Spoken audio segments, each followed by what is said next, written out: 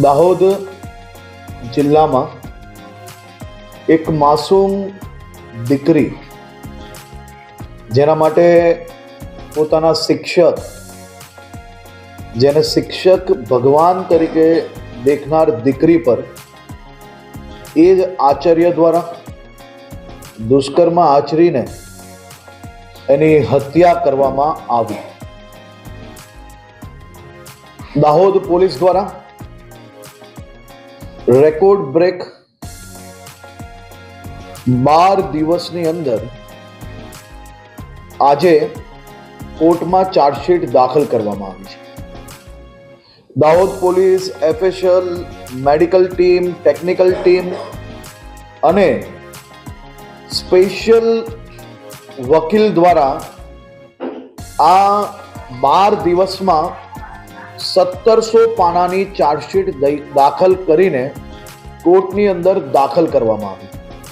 ખાસ કરીને આ 1700 પાનાની ચાર્જશીટમાં 150 જેટલા સાક્ષીઓ ચેક કરવામાં આવ્યા છે અને વધુમાં વધુ સાક્ષીઓને ચાર્જશીટની અંદર લેવામાં આવ્યા છે.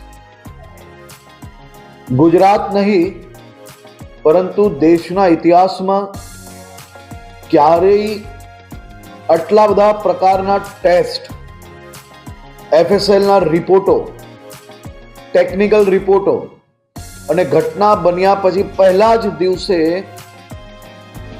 સ્પેશિયલ પીપીની નિમણૂક થાય અને સંપૂર્ણ ચાર્જશીટ દરમિયાન સ્પેશિયલ પીપી ત્યાં પોતે હાજર રહે એવી પહેલી ઘટના હશે. એફએસએલના અનેક નવી ટેકનોલોજીઓના ઉપયોગ કરીને રિપોર્ટો બી આમાં એડ કરવામાં આવ્યા છે. ચાર્જશીટમાં ડિજિટલ એનાલિસિસ, હ્યુમન જે સાક્ષી હતા તે, forensic DNA analysis, forensics biological analysis અને ખાસ કરીને એપિથેલિયલ ટેસ્ટ બી આની અંદર કરવામાં આવ્યો છે. એપિથેલિયલ ટેસ્ટ એ બહુ ખૂબ જ જૂજ એટલે કે ક્યારેક જ આ ટેસ્ટનો ઉપયોગ કરવામાં આવતો હોય છે અને આ ટેસ્ટ એક બીજી વ્યક્તિની ચામડી એટલે કે કોઈ વ્યક્તિ ગલે બી લાગે અને કોઈ વ્યક્તિ જોર જબરદસ્તી કોઈ પર કોઈ ગલે લાગવાનો પ્રયત્ન કરતા હોય ત્યારે જે ચામડીનું જે મિલન થયું હોય એ એપિથેલિયલ કોષોના સ્તોત્ર હેઠળ ત્વચા, મોઢાના અંદરથી લાલી એટલે કે ઓરલ સ્વેબ, થૂક, લોહી, યોની સ્ત્રાવ, થૂક તથા પેઢાની અંદરથી મળેલ નાની માત્રાના નમૂનાઓ આવે છે. આ ટેસ્ટ બી પોઝિટિવ પ્રાપ્ત થયો છે. સાથે સાથે forensic psychological drone crime scene profiling અને ફોરેન્સિક સ્ટેટમેન્ટ એનાલિસિસ બી આ કેસની અંદર કરવામાં આવ્યું છે.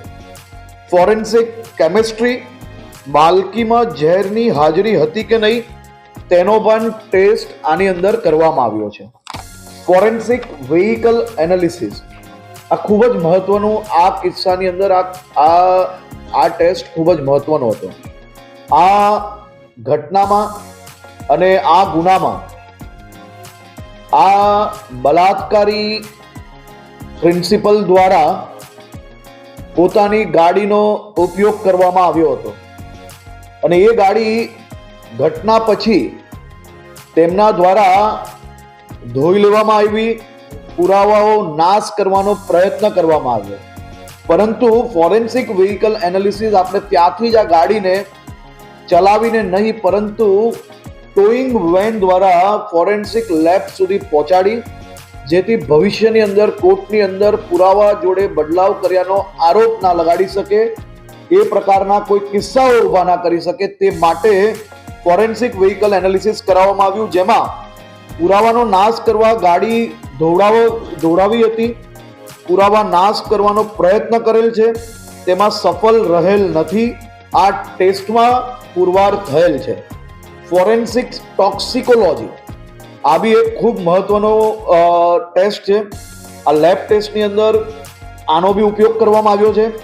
ફોરેન્સિક વોઇસ સ્પેક્ટ્રોગ્રાફી, આ બી એક ખૂબ મહત્વનો પુરાવો આવનારા દિવસોમાં આ બલાત્કારીને ફાંસી અપાવવા માટે ખૂબ મહત્વનો પુરાવો છે, જેની અંદર આરોપીએ બીજા સાક્ષીને ડરાવવાની, ધમકાવવાની કોશિશ કરેલ હતી.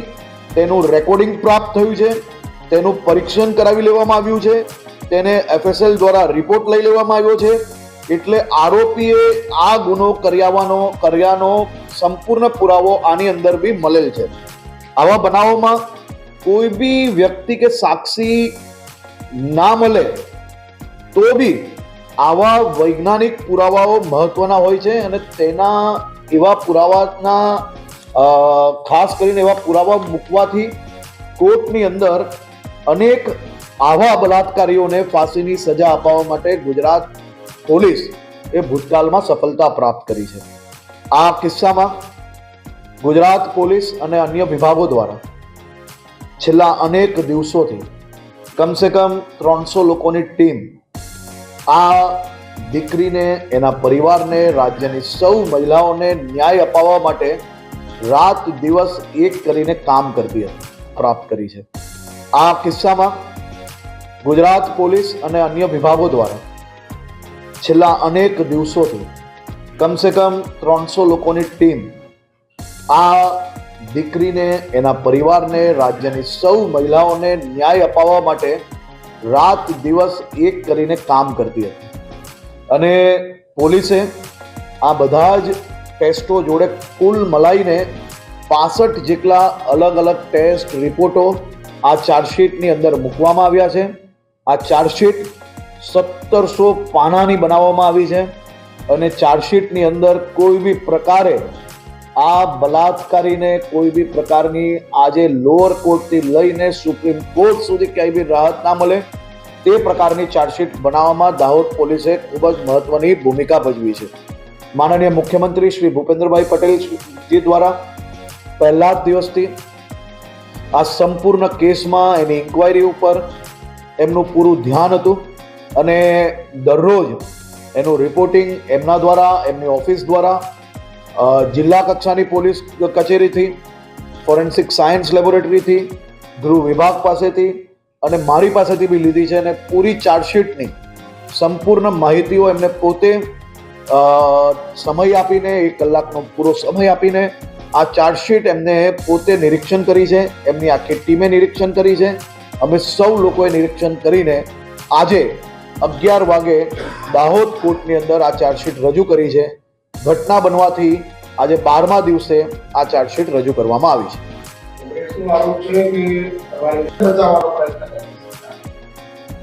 તો કોંગ્રેસના આરોપોને તો કોંગ્રેસના કાર્યકર્તા નથી માનતા.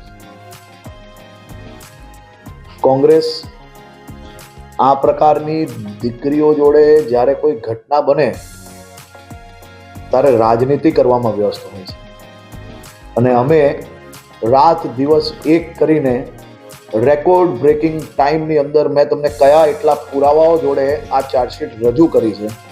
મારી આપને વિનંતી છે કે ભૂતકાળના કોઈ બી કિસ્સામાં, કોઈ બી રાજ્યના કિસ્સાઓની અંદર આટલા પુરાવા જોડે રજૂ કરાયેલી ચાર્જશીટ ને કમ્પેર કરવામાં આવે, દિવસો કમ્પેર કરવામાં આવે, સમય કમ્પેર કરવામાં આવે.